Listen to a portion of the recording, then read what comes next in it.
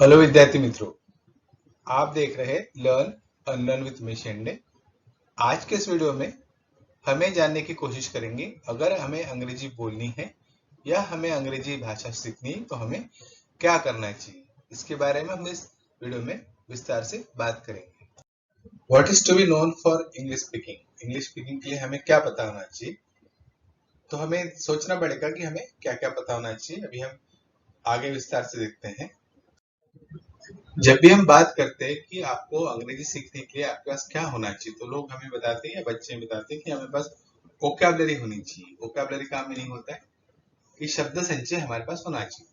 जब शब्द संचय में क्या होना चाहिए पूछा जाता है, तो वो बोलते हैं कि मीनिंग पता होना चाहिए। बच्चे बोलते हैं मीनिंग पता होना चाहिए। पर शब्द संचय में हमें क्या पता होना चाहिए, वोकैबुलरी हमें क्या पता होना चाहिए, तो हम देखते हैं।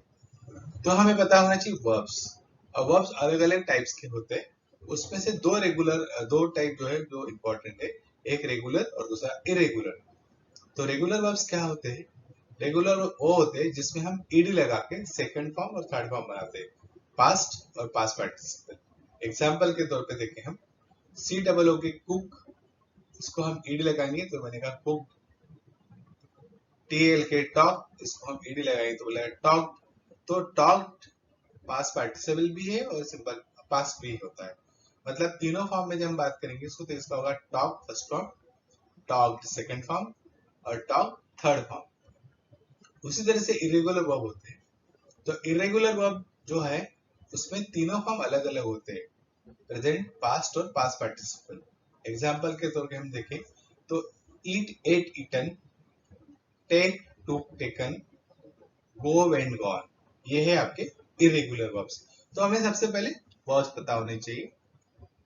दूसरा हमें पता होने चाहिए फ्रेजेस। अब अलग अलग टाइप की फ्रेजेस हम डे टू डे में इस्तेमाल में आते हैं और हम सुनते भी हैं, तो हमें उसका मीनिंग नहीं पता होता, इसलिए हमें फ्रेजेस पता होनी चाहिए। ये तो कॉमन फ्रेज आपने बार बार सुना होगा, डोंट गिव अप। अब गिव अप क्या होता है? गिव अप का मतलब होता है छोड़ना नहीं। सो गिव अप ऐसे मीनिंग आप निकालोगे, उसका मीनिंग नहीं निकलेगा। अगर मैं गिव अप की जगह गिव इन बोल दूं तो मीनिंग बदलता है, अर्थ बदलता है। गिव इन का मीनिंग होता है सरेंडर होना, किसी को शरण जाना या किसी के सामने झुकना। कीप इट अप भी आपने सुना होगा। इस तरह की काफी फ्रेजेस डे टू डे में इस्तेमाल में आती है जो हमें पता होनी चाहिए, वो आपको किताबों में मिल जाती है। तीसरा हमें पता होना चाहिए इडियम्स। ये इडियम्स क्या होते हैं? तो इडियम्स कुछ पर्टिकुलर वर्ड्स होते हैं जिसका मीनिंग कुछ और होता है। अगर हम उसको अपनी भाषा में उसका मीनिंग निकालने की कोशिश करें तो आप शायद आप सारी गलती कर पाओगे। एग्जाम्पल के तौर पे आई वॉश। अब ई वाई आई यानी आंखें, वॉश यानी धोना। तो आंखें धोना इसका मीनिंग तो है नहीं।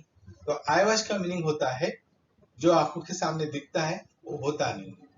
मतलब आंखों के सामने धूल झोंकना, इसको बोलते हैं आई वॉश।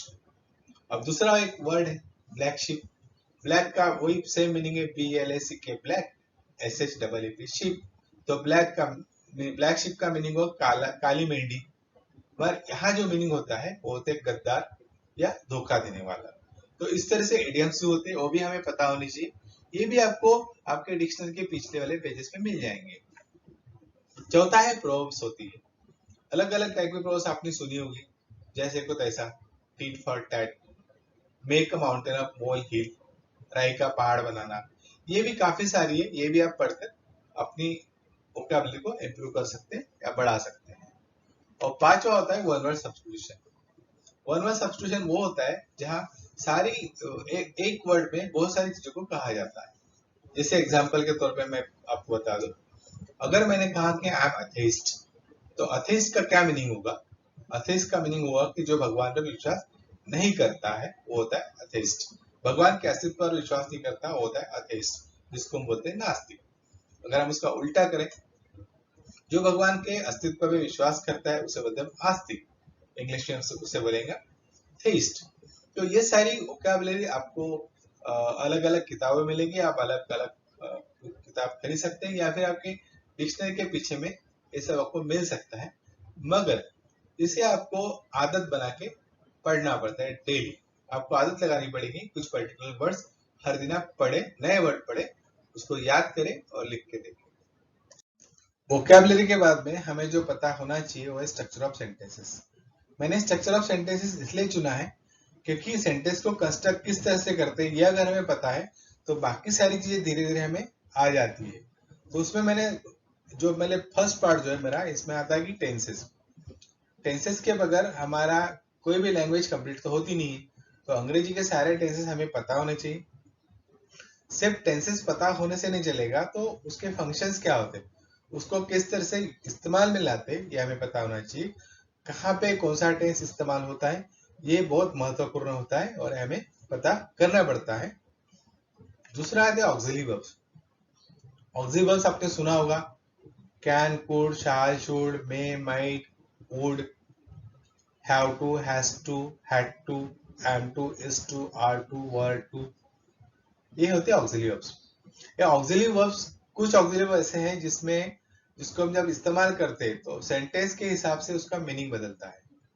नॉर्मली जो सबसे बड़ा प्रॉब्लमेटिक होता है वो है वुड, WULD। अगर हम वुड का इस्तेमाल कहाँ करते हैं उस पे उसका मीनिंग बदलता है। जैसे एग्जांपल के तौर पे मैं दे दूं, would you please help me, क्या आप मेरी मदद करोगे। ये मैंने जब पूछा तो प्रेजेंट में इस्तेमाल किया है। अगर मैं इसको पास्ट में इस्तेमाल करता हूं तो सेंटेंस से बनेगा, I would go to college by bicycle. ये मैंने पास्ट की अपनी हैबिचुअल एक्शन बताने के लिए की, मैं कॉलेज में साइकिल से जाता था। अगर मैं इसे फ्यूचर में इस्तेमाल करना चाहूँ, मैंने अगर सिंपली ये भी बोल दिया कि I would be an officer, मैं ऑफिसर बनूंगा, तो हो गया फ्यूचर टेंस में। ये मैंने वुड का एग्जांपल दिया। वुड ही ज्यादातर प्रॉब्लमेटिक होता है, बाकी ज्यादा नहीं है। वुड और कुड में प्रॉब्लम होती है, बाकी इसमें कम होती है। फिर भी ऑक्सिलरी वर्ब टेंस बदलते हैं, मतलब काल बदल देते हैं, मीनिंग बदल देते हैं। तो हमें ढंग से इसका समझना पड़ेगा और इस्तेमाल में लाने की कोशिश करनी पड़ेगी। अब तीसरा आता है टेंसेस कंडीशन, जिसे हम कंडीशनल टेंसेस भी कहते हैं। तो आपने बचपन में कई बार ऐसे लिखे होंगे, अगर मैं पेड़ होता तो, if I were a tree. उसके अलावा अगर मैं किताब होता तो, if I were a book. तो ये वही कंडीशंस, अगर मैंने बोले अगर मैं होता तो, मैं हो नहीं सकता पेड़ तो हमने ये ऐसे बहुत बार लिखे होंगे। तो ये है टेंसेस इन कंडीशंस। अब यहां मैंने जब इस्तेमाल किया इफ आई वर ट्री, अगर मैं ट्री होता तो, अब हमने कभी ये सुना नहीं है कि आई के साथ वर लगता है, WERE, मगर हमने यहाँ लगाया है क्योंकि ये कंडीशन में है इसलिए लगता है। तो अंग्रेजी में कुछ स्पेसिफिक कंडीशनल टेंसेस है जो हमें पता करने पड़ते हैं। तो उसमें एग्जांपल के तौर में आपको बता दूं, if I know I will tell you.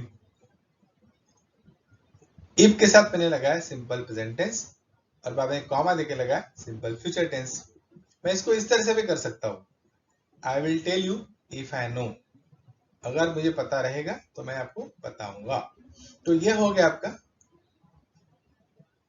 Tenses in conditions. बाद में आता है पैसिव वॉइस। अब पैसिव वॉइस नॉर्मली हम जो स्कूल में पढ़ते हैं उस तरह से प्रैक्टिकल में इस्तेमाल में नहीं आता। तो उसमें जैसे आपने पढ़ा होगा कि 4 इंसान समुद्र में बह गए, या 2 लोग नदी में डूब गए, या कल की मीटिंग में इस तरह से निर्णय लिया गया या ऐसा निर्णय लिया गया, या फिर ये कॉमन सेंटेंस है, मुझे बताया, उसे बोला। तो ये जो सेंटेंसेस है ये आते हैं पैसिव वॉइस में। अब मैं सिंपल मुझे बताया, आई वॉज टोल्ड, ये हो गया आई वॉज टोल्ड।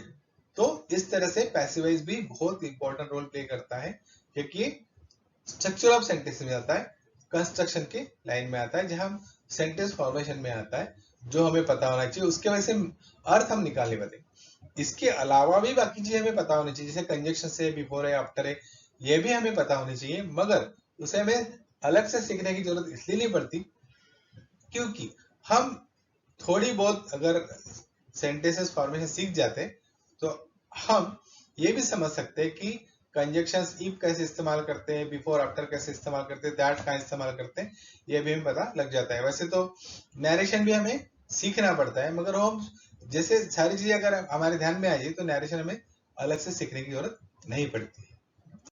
अभी हमने तो सारी चीजें डिस्कस कर ली कि हमें क्या पता होना चाहिए, पर हमें क्या करना चाहिए इस पे हम बात करते हैं। तो what is to be done for development of English language, या स्पीकिंग स्किल डेवलप करेंगे या राइटिंग स्किल डेवलप करेंगे।